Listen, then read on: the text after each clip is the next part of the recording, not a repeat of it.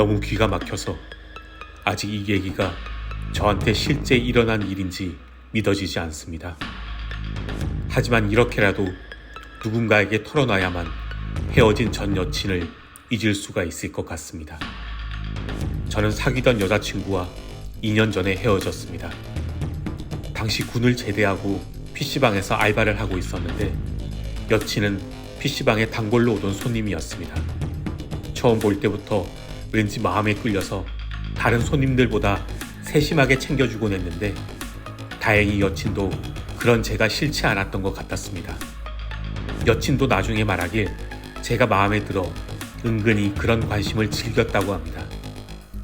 저흰 서로 성격도 너무 잘 맞았고 서로를 생각하는 마음도 진심이었습니다. 제 주변 친구들은 여친과 맨날 싸우고 헤어지기를 반복하는데 저희는 둘 다 배려심이 많은 편이라 사귀는 동안 다툰 적이 한 번도 없었습니다. 그날은 저희가 만난 지 100일째 되는 날이었습니다. 여친은 예전부터 기회가 되면 월미도에 놀러 가자는 얘기를 자주 했습니다. 예전엔 친구들과 놀러 갔었는데 너무 좋았다고 했습니다. 멋진 노을도 보고 놀이기구인 디스코 팡팡도 너무 재미있었다고. 저흰 100일 이벤트로 당연히 월미도로 놀러 갔습니다. 저흰 월미도의 석양을 함께 받고 디스코 팡팡에서 떨어지지 않으려고 몸부림을 치며 깔깔거리기도 했습니다. 저녁은 술과 함께 조개구이를 먹었습니다. 여친은 예전 친구들과 놀러 왔을 때 묵었던 모텔이 있는데 거기에 오션뷰가 너무 멋지다며 직접 앱으로 예약까지 했습니다. 여친이 예약한 모텔은 월미도의 바다가 잘 보이는 룸이었고 502호였습니다. 저는 아마 죽을 때까지 그 방 번호를 잊지 못할 것 같습니다. 여친과 저는 나란히 침대에 누워 함께 영화를 봤습니다. 근데 너무 피곤하기도 했고 술까지 마신 탓에 저는 언제 잠이 들었는지 이후의 상황은 전혀 기억나지가 않습니다. 어느새 저는 잠에 빠져들었고 시간이 꽤 흐른 것 같았습니다. 당시는 여름이었는데 방에 에어컨을 너무 세게 틀어놨는지 한기가 느껴져 살짝 잠이 깬 것 같았습니다.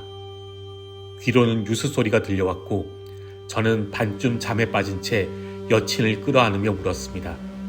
자기야, 안 추워? 이상한 건 그때 여친의 몸이 너무 차갑게 느껴졌다는 것입니다. 물론 에어컨을 틀고 있었으니 피부가 차가울 수 있는데 그런 것보다 훨씬 차가운 느낌이었습니다. 얼굴에 와닿는 여친의 긴 머리카락도 이상하리만치 축축하고 차가웠습니다. 저는 제가 잠든 사이에 여친이 혼자 목욕을 했다고 생각했습니다. 여친은 목소리도 그렇고 뉴스를 틀어놓고 보는 걸 보면 저처럼 잠을 잔 것 같진 않았습니다. 평소 같으면 어떻게든 눈을 떴을 텐데 그날따라 이상할 정도로 피곤해서 의식이 자꾸 몽롱해졌습니다. 서서히 다시 잠에 빠져드는데 여친이 누군가와 가만 전화통화하는 소리가 작게 들려왔습니다. 오빠, 몸이 많이 안 좋아. 나 지금 월미도 됐어. 이제 와서 걱정해주는 척하지 마. 아니, 난 우리 아이 생각하면 절대 용서 못해. 난 죽어서도 오빠 저주할 거야. 끊어. 전 그 소리가 꿈인지 현실인지 분간이 가지 않았습니다. 여친한테 그런 통화를 할 오빠가 있다는 것도 상상할 수 없었습니다. 근데 신기한 건 그 사이에도 뉴스 소리가 너무 또렷하게 들려온다는 거였습니다. 그건 꿈이 아니라는 얘기죠. 그때 방문키가 열리는 소리가 들려왔습니다. 저는 누가 방으로 들어오는 줄 알고 비로소 눈을 번쩍 떴습니다. 저는 그 순간의 기묘한 느낌을 지금도 생생하게 기억하고 있습니다. 뉴스 소리와 함께 텔레비전 불빛이 먼저 시야에 들어왔고 방문이 열리며 여친이 방으로 들어서고 있었던 겁니다. 순간 저는 혼란스러웠습니다.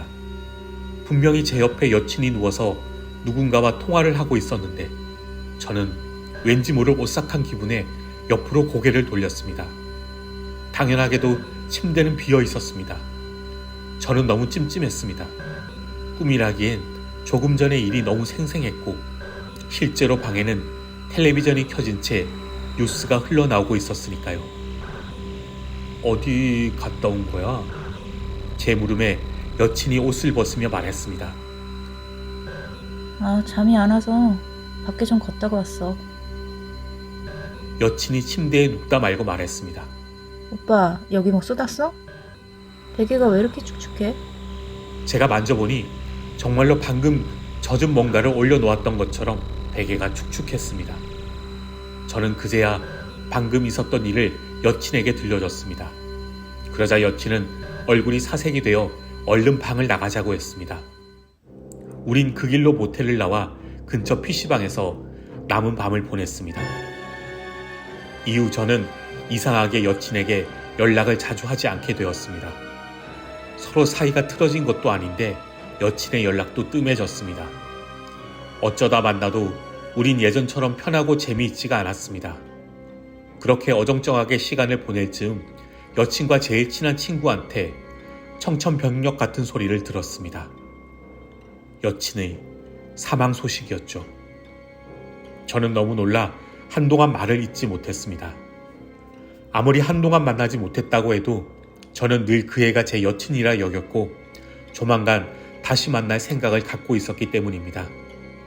저는 장례식장을 찾아갈 용기도 없었습니다. 나중에 우연히 여친의 절친을 만나 자초지정을 들었습니다. 저는 여친이 죽은 과정에 대한 얘기를 듣고 너무 무서워서 한동안 악몽에 시달릴 정도였습니다. 여친은 원래 사귀던 오빠가 있었답니다. 그 오빠를 좋아해서 임신까지 했는데 버림을 받았다고 하더군요. 여친은 아이를 낙태하고 방황하던 시기에 절 만난 거라고 했습니다. 여친은 그 오빠를 너무 좋아해서 절 만나던 때에도 그 남자와 자주 가던 월미도 모텔을 혼자 가서 투숙하곤 했다고 합니다. 여친이 저와 100일째 만난 날에 갔던 월미도 모텔 502호가 바로 여친이 좋아한 오빠와 늘 갔던 그 방이었다고 합니다. 여친은 오빠를 잊기 위해 저와 그 모텔에 투숙했지만 오히려 그날 이후 오빠 생각으로 더 괴로워했다고 합니다. 그리고 여친은 결국 혼자 그 모텔 502호에 투숙한 후 욕조에 들어가 약을 먹었답니다. 그 모든 얘기를 들려주면서 그 친구가 이런 말을 했습니다. 자살한 날 새벽에 민정이가 그 오빠한테 전화해서 이런 말을 했답니다. 자기 지금 월미도에 있는데 몸이 너무 안 좋다고. 그러면서 죽은 아이 생각하면 절대 용서할 수가 없다고. 죽어서도 저주할 거라고. 그러고 나서 민정이가 욕조에서 자살을 했는데 그 오빠라는 사람도 지금 제정신이 아니라고. 그런 일을 겪으면 누군들 제정신으로 살 수가 있겠습니까? 저도 2년이 지났는데 그날 밤 제 옆에 누워있던 여친의 감촉과 누군가와 조근조근 통화하던 목소리가 밤만 되면 환청처럼 들려오는데, 아니, 시간이 흐를수록 그 감촉과 환청이 점점 또렷해지는 기분이 들어서 미칠 것 같습니다. 제가 이렇게 누군지도 모르는 당신한테 이 얘기를 털어놓는 이유는 저 혼자만 이 일을 알고 있는 게 너무 무섭기 때문입니다. 누군가에게라도 털어놓지 않으면 그날 밤 느꼈던 감촉과 환청이 점점 또렷해져서 결국엔 제 옆에 죽은 여친이 나타날 것 같은 예감이 들어서입니다. 이젠 이 얘기를 저 혼자만 알고 있는 게 아니라서 조금 안심이 됩니다. 제 얘기 들어주셔서 감사합니다.